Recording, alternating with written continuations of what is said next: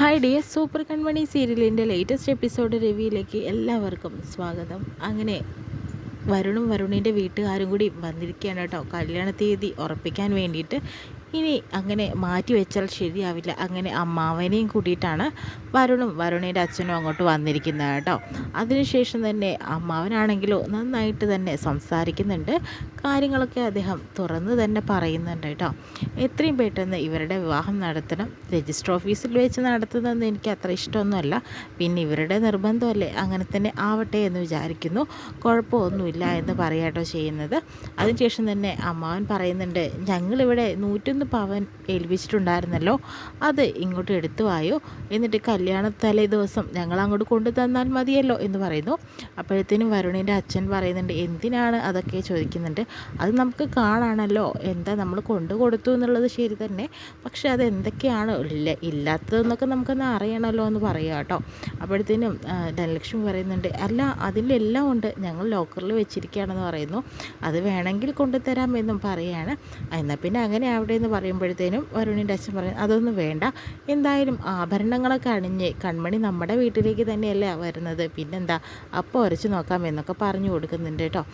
എന്താ നിങ്ങളുടെ ഇഷ്ടം, അങ്ങനെ തന്നെ ആവട്ടെ. പിന്നെ വരുണിൻ്റെ അച്ഛൻ പറയുന്നുണ്ട്, മനോജ് എനിക്കൊരു കാര്യം പറയാനുണ്ട്, കൺമണി അലികയിൽ ജോലി രാജിവെച്ചോ എന്ന് ചോദിക്കുമ്പോൾ ഉടനെ തന്നെ ഉണ്ടാവുമെന്ന് മനോജ് പറയാമെന്ന്. അതെന്താ അങ്ങനെ? അല്ല, ഉണ്ടാവുമെന്ന് ധനലക്ഷ്മി ഉറപ്പ് പറയുന്നു കേട്ടോ. അങ്ങനെ ഞങ്ങൾക്ക് എന്തോ ഇതിൽ താല്പര്യക്കമ്മി ഉണ്ടെന്ന് വരുണിൻ്റെ അച്ഛൻ പറയുമ്പോഴത്തേന് അമ്മാവൻ പറയുന്നുണ്ട്, തെളിച്ച് തന്നെ കാര്യം പറയടാ, ഞങ്ങൾക്ക് ഇഷ്ടമല്ല എന്നൊക്കെ പറഞ്ഞു കൊടുക്കുന്നുണ്ട് കേട്ടോ.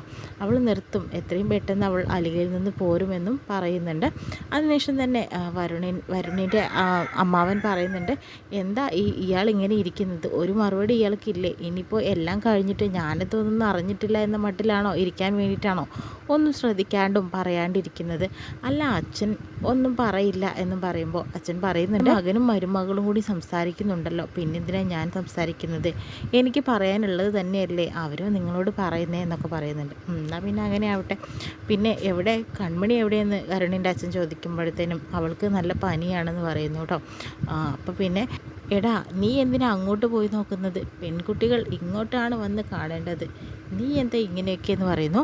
അപ്പോഴത്തേനും അവൾക്ക് വയ്യാത്തതുകൊണ്ടല്ലേ ഞാൻ അങ്ങോട്ട് പോകാൻ പറഞ്ഞിട്ട് വരുണ് ലക്ഷ്മിയോടും അതുപോലെ മനോജിനോടും അനുവാദം ചോദിക്കുന്നു, ഞാൻ കൺമണിയെ കണ്ടോട്ടെ എന്ന് ചോദിക്കുമ്പോഴത്തേനും അതിനെന്താ മോനെ, നീ എന്തായാലും ഈ വീട്ടിലത്തെ ഒരു അംഗമല്ലേ, ഞങ്ങളൊക്കെ നിൻ്റെ ആളുകളല്ലേ, പിന്നെ എന്താ കൺമണിയെ ഒന്ന് കാണണേന്ന് ചെല്ലി പോയി കണ്ടോ എന്ന് പറയുന്നു കേട്ടോ.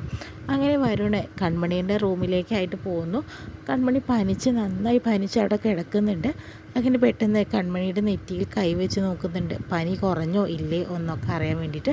പെട്ടെന്ന് തന്നെ കൺമണി പേടിച്ച് എണീക്കുന്നുണ്ട് കേട്ടോ. അങ്ങനെ വരുണിൻ്റെ കൈ തട്ടുന്ന സമയത്ത് വരുണിന് നന്നായിട്ട് വേദനിക്കുന്നു, എന്നിട്ട് കരയുന്നുണ്ട് കേട്ടോ. അയ്യോ ഞാൻ കണ്ടില്ല എന്ന് പറയുന്നു. കൺമണിക്ക് പനിയുണ്ടോ എന്ന് നോക്കാൻ വേണ്ടിയിട്ട് കയറിയതാണ് ഞാൻ, ഞങ്ങളെല്ലാവരും വന്നിട്ടുണ്ട്, എന്ത് പറ്റി കൺമണി, നല്ല ചൂടുണ്ടല്ലോ, ഞാനൊന്ന് നോക്കട്ടെ എന്ന് പറഞ്ഞിട്ട് കൈ തൊട്ട് നോക്കുമ്പോൾ പറയുന്നു ചൂടുണ്ടല്ലോ എന്നുള്ള രീതിയിലൊക്കെ പറയാട്ടോ ചെയ്യുന്നത്.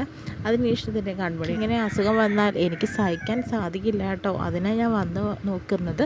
എന്താ കൺമണി, ഞാൻ തൊട്ടത് ഇഷ്ടപ്പെട്ടില്ലേ, അത് കൃഷി തൊടുന്നതാണോ ഇഷ്ടം എന്ന് പറയുമ്പോൾ കൺമണി എന്താ വരുണി പറയുന്നതെന്നൊക്കെ പറയുന്നുണ്ട്. അല്ല ഞാൻ ചോദിച്ചു എന്നേ ഉള്ളൂ, കൺമണിയുടെ ദേഷ്യഭാവം കണ്ടപ്പോൾ എനിക്ക് എന്തോ പോലെ തോന്നി കൺമണി, അതുകൊണ്ടാണ് അങ്ങനെയൊക്കെ ഞാൻ ചോദിച്ചതെന്നും കൺമണി പറയുന്നുണ്ട്. പിന്നെ ആ കൃഷി അവനൊരു വൃത്തികെട്ടവനാണ്, ഞാൻ അവനെക്കുറിച്ച് എല്ലാം അറിഞ്ഞിട്ട് തന്നെയാണ് വരുന്നത്, അവൻ ധാരാളം പെണ്ണുങ്ങളായിട്ട് അടുപ്പമുണ്ട്, കൺമണിയോട് അവൻ മോശമായിട്ട് രീതിയിൽ പെരുമാറിയിട്ടൊന്നുമില്ലല്ലോ, നിങ്ങൾ രണ്ടുപേരും നല്ല ഫ്രണ്ട്സ് അല്ലേ എന്നൊക്കെ പറയുന്നുണ്ട്. പിന്നെ ആ കൃഷി വല്ലാത്തൊരു സാധനം തന്നെ, ഞാൻ ഹോസ്പിറ്റലിൽ അഡ്മിറ്റായ സമയത്ത് അവൻ അവിടെയും വന്നിരുന്നു കൺമണി, എന്നെ അവൻ ഉപദ്രവിക്കാനായിട്ട് വന്നതാണ്, പക്ഷെ ഞാൻ അവനെ വെറുതെ വിടില്ല കേട്ടോ, അവനെ ഞാൻ കൊല്ലും എന്ന രീതിയിലൊക്കെ കൃഷിനെ കുറിച്ച് പറയുന്നുണ്ട്. അതെന്താ കൺമണി കൃഷിനെ കുറിച്ച് പറയുമ്പോഴത്തേനും കൺമണി വിഷമിക്കുന്നത്, എന്തേ അവനെക്കുറിച്ച് പറഞ്ഞത് പറ്റിയില്ലേ എന്ന് ചോദിക്കുമ്പോഴത്തേനും അതുകൊണ്ട് എനിക്ക് തീരെ സുഖമില്ല, എനിക്ക് തീരെ വയ്യ, നീ ഒന്ന് പോയി എന്ന് പറയുന്നു.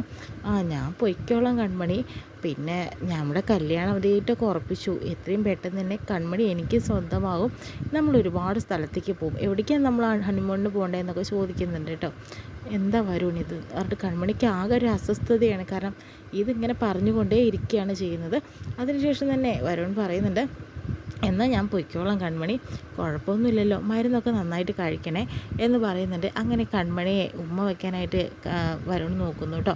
അപ്പോഴത്തേനും കൺമണി തട്ടി മാറ്റുന്നുണ്ട്. എന്താ വരുൺ ഈ കാണിക്കുന്നത്? ഞാൻ തൊട്ടത് ഇഷ്ടപ്പെട്ടില്ലേ കൺമണിക്ക് എന്ന് പറയുന്നു. ഇനി എനിക്കിഷ്ടപ്പെട്ടില്ല, ഞാൻ നിന്നെ കല്യാണം കഴിക്കാൻ പോകുന്ന ആളല്ലേ കൺമണി എന്ന് പറയുമ്പോൾ, കല്യാണം കഴിക്കാൻ പോകുന്ന ആളാണ്, കല്യാണം കഴിച്ചിട്ടൊന്നുമില്ലല്ലോ എന്നൊക്കെ പറയുന്നുണ്ട്.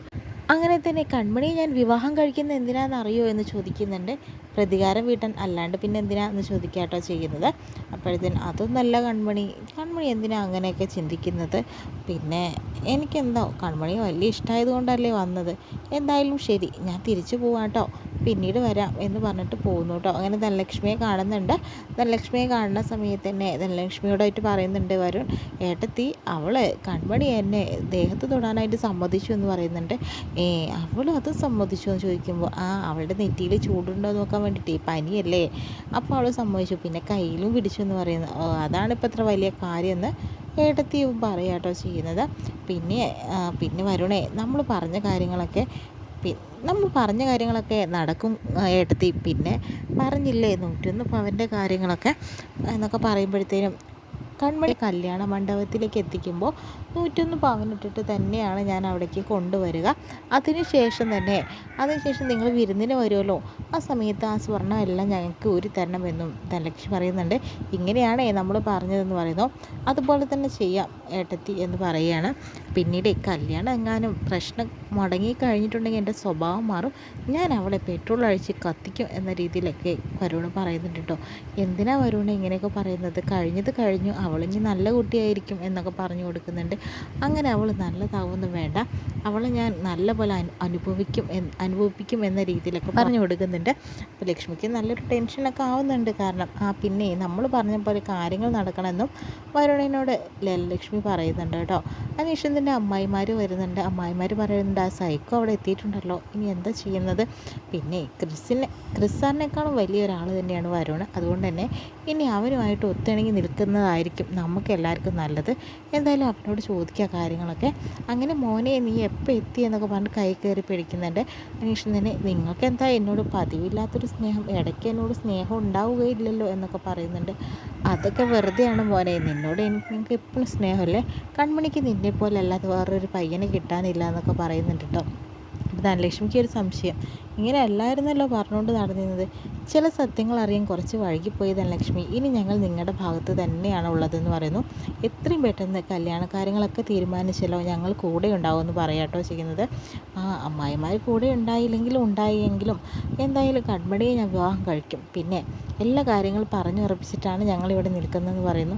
തീർച്ചയായും ഞങ്ങൾ എന്തായാലും കൂടെ ഉണ്ടാവുമെന്ന് അമ്മായിമാരും പറയുന്നുണ്ട്. അമ്മായിമാർക്ക് ഞാൻ സ്പെഷ്യലായിട്ട് സാരിയൊക്കെ എടുത്ത് തരുന്നുണ്ട് പറയുന്നുണ്ട്. അപ്പോൾ അമ്മായിമാരെല്ലാം ഡിസൈനൊക്കെ പറഞ്ഞു കൊടുക്കട്ടെ സാരിക്ക്.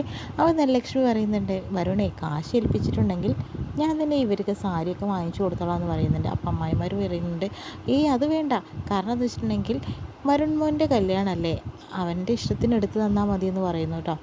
അങ്ങനെ തന്നെ ചെയ്യാമെന്നും പറയുന്നു. അല്ലെങ്കിൽ ലക്ഷ്മി ആ പൈസ മുക്കുന്നുള്ള കാര്യത്തിൽ അമ്മായിമ്മയ്ക്ക് സംശയമൊന്നുമില്ല. ഇഷ്ടത്തിന് ശരി, എന്താ ഞങ്ങൾ പോയിട്ട് വരാമെന്ന് പറഞ്ഞ് പോകുന്നു. അങ്ങനെ അമ്മായിമാർ പറയുന്നത്, ഞങ്ങൾക്ക് എന്ത് സാരിയാവും എടുത്തു തരാനായിട്ട് പോവുക എന്നൊക്കെ ആലോചിച്ചുകൊണ്ട് നിൽക്കുന്നു. പിന്നീട് കൺമണിയാണെങ്കിൽ വിഷമത്തോട് ഇരിക്കുന്ന സമയത്ത് അവിടേക്ക് ക്രഷ് വിളിക്കാട്ടോ ചെയ്യുന്നത്. ക്രഷ് വിളിക്കുന്ന സമയത്ത് ഫോൺ അറ്റൻഡ് ചെയ്യുന്നില്ല കൺമണി ആകെ അസ്വസ്ഥമായിട്ടിരിക്കട്ടോ മനസ്സ്. അങ്ങനെ വിഷമത്തോട് നിൽക്കുന്ന കൺമണിയെ കാണിച്ചുകൊണ്ടാണ് ഇന്നത്തെ എപ്പിസോഡ് വിശേഷം കഴിയുന്നത്.